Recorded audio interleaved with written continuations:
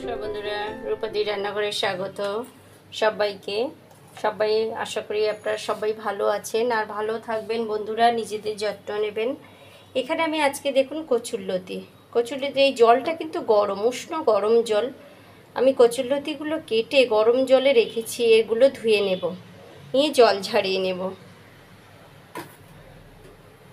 এখানে দেখুন চিংড়ি কিছু হেডলেস করে নিয়েছি আমি, চিংড়িগুলো পরিষ্কার করে।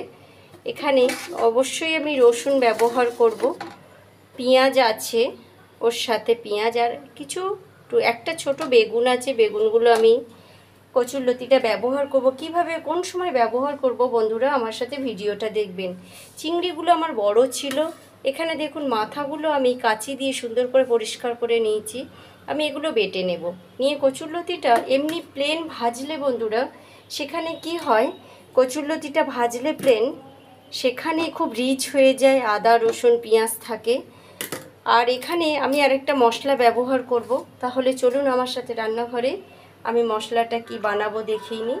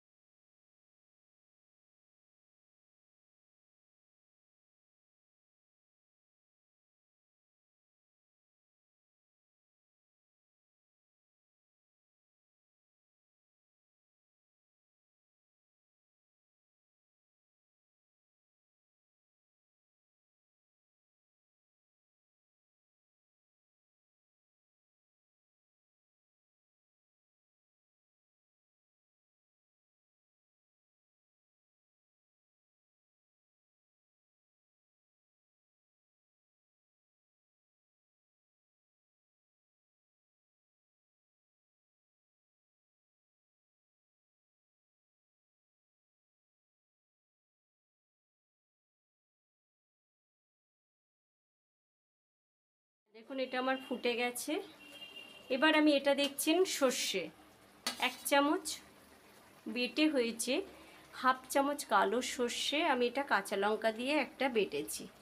এই মশলাটা দেওয়ার জন্যে বন্ধুরা, এই যে কচুরলতি বেগুন দিয়ে যে তরকারিটা বানালাম, অসাধারণ হয়ে যায়, টেস্টে স্বাদে গুণে একদম ভরপুর হয়ে যায়।